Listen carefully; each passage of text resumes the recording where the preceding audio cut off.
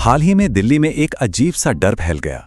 एक ऐसा डर जिसने कई घरों का सुकून छीन लिया, माता पिता की रातों की नींद उड़ा दी। सोशल मीडिया खोलो, न्यूज़ चैनल लगाओ, हर जगह बस एक ही बात कि राजधानी से लोग गायब हो रहे हैं।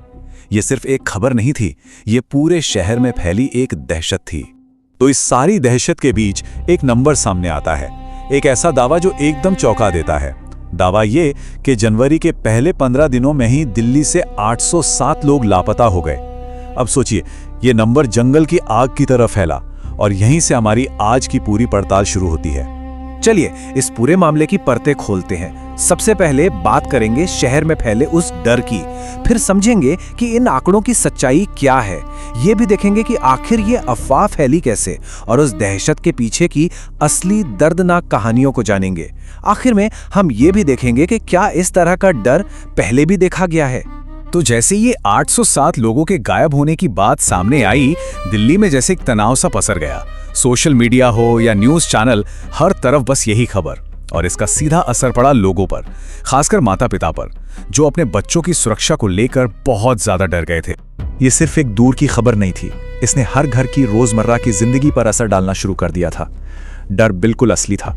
लोगों में घबराहट का आलम कुछ ऐसा था कि एक फोन भी बजता तो दिल बैठ जाता कि कहीं कोई बुरी खबर तो नहीं। अच्छा, अब जरा इस डर और इमोशन से हटकर सीधे फैक्ट्स पर आते हैं, आंकड़ों पर। क्या ये जो 807 का नंबर था वो वाकई किसी नए बड़े खतरे की घंटी थी, या फिर सच्चाई कुछ और ही थी? देखिए, सबसे पहली और जरूरी बात, ये 807 का आंकड़ा गलत नहीं था, ये बिल्कुल सच था।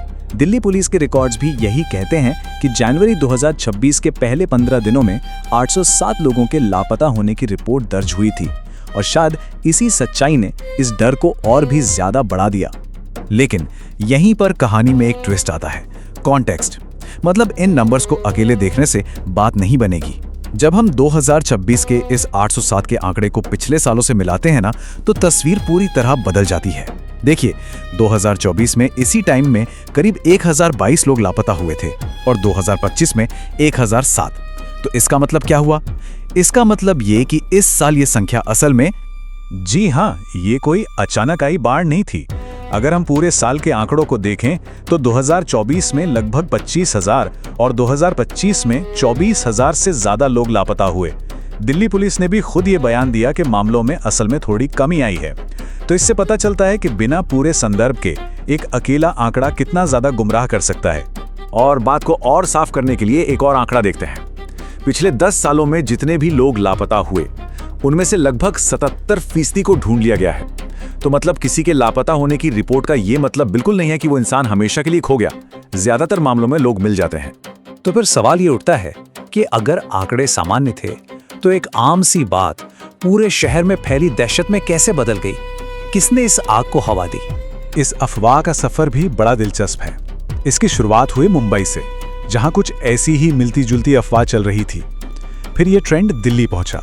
यहां एक न्यूज एजेंसी ने 800 लोगों के गायब होने की रिपोर्ट छापी, और बस फिर क्या था, मीडिया और सोशल मीडिया इन्फ्लुएंसर्स ने इसे इतना बढ़ा चढ़ाकर पेश किया कि डर फैल गया, जब तक कि दिल्ली पुलिस को आकर इन दावों को खारिज नहीं करना पड़ा। असल में इस दहशत के पीछे कई वजहें थीं। सोशल मीडिया पर इसका जबरदस्त फैलना, पैसे देकर इसे प्रमोट करवाने के आरोप, कुछ राजनीतिक बयानबाजी, और कमाल का संयोग देखिए, ठीक उसी वक्त लापता बच्चों पर बनी एक फिल्म भी रिलीज हुई। इन सब ने मिलकर एक परफेक्ट स्टॉर्म बना दिया। और मामला तब और भी गंभीर हो गया जब दिल्ली पुलिस ने एक बहुत बड़ा खुलासा किया। उन्होंने कहा कि ये जो डर फैल रहा था वो ऑर्गेनिक नहीं था। मतलब ये अपने आप नहीं फैला, इसे जानबूझकर पेड प्रमोशन देकर फैलाया गया था, और मकसद सिर्फ व्यूज और पैसा कमाना। तो एक बात साफ है, वो जो एक बड़ा सा आंकड़ा था 807, उसके पीछे 807 अलग अलग इंसानी कहानियां थीं, और इन कहानियों का उस वायरल अफवाह से दूर दूर तक कोई लेना देना नहीं था। इन्हीं में से एक कहानी सर्वजीत सिंह की है। वो किसी गैंग के शिकार नहीं थे, वो तो एक बेचारे चाचा थे जो अपने लापता भतीजे को ढूंढने के लिए सिस्टम का ध्यान अपनी तरफ खींचना चाहते थे। वो इतने हताश हो गए थे कि उन्होंने अपनी गाड़ी से दिल्ली असेंबली में टक्कर मार दी। एक और मामला था अनुरूप गुप्ता का, जो एक बेहद क्रूर अपराध का शिकार हुए।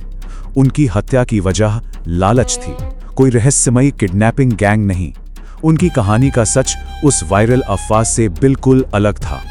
और फिर एक कहानी श्याम सुंदर चौहान की है, एक ऐसे शख्स की जिसने लापता बच्चों के 904 दुखी माता पिता के दर्द का फायदा उठाया। उसने पुलिस डेटाबेस से उनके नाम निकाले और जानकारी देने के झूठे वादे करके उनसे पैसे ऐंठे। इन सभी मामलों का उस कथित अपहरण गैंग से कोई लेना देना नहीं था। अगर हम जरा पीछे हटकर बड़ी तस्वीर देखें तो पता चलता है कि ये जो हुआ वो कोई नई बात नहीं है। भारत में इस तरह की सामूहिक दहशत या मास हिस्टीरिया का एक लंबा इतिहास रहा है। याद है 2002 का मोह नोचवा कांड या फिर 2017 का चोटी कटवा वाला मामला? ये दोनों ही उदाहरण हैं कि कैसे डर और अफवाहें हमारे समाज में तर्क पर भारी पड़ जाती हैं और लोग बिना सोचे समझे यकीन कर लेते हैं। और ये सब हमें इस विश्लेषण के अंत में एक बहुत ही जरूरी सवाल पर लाकर छोड़ देता है। आज हम सूचना के युग में जी रहे हैं, जानकारी हमारी उंगलियों पर है, तो फिर ऐसा क्यों है कि डर सच से ज्यादा तेजी से सफर करता है? ये एक ऐसा सवाल है जिस पर हम सभी को सोचने की जरूरत है।